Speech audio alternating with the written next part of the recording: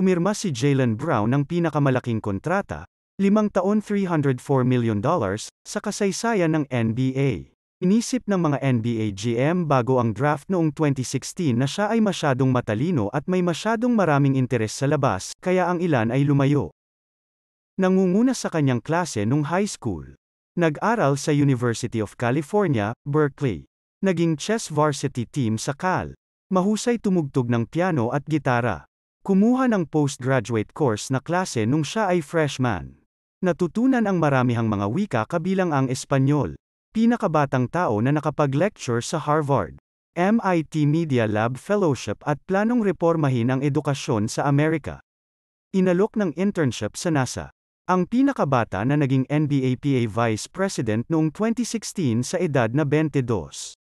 Nagtuturo ng robotics session. Si Jaylen Brown ay isa ring tagapagtaguyod para sa katarungang panlipunan. Mga plano sa pamumuhunan sa komunidad ng Boston. At sinabing gusto niyang dalhin ang Black Wall Street sa Boston.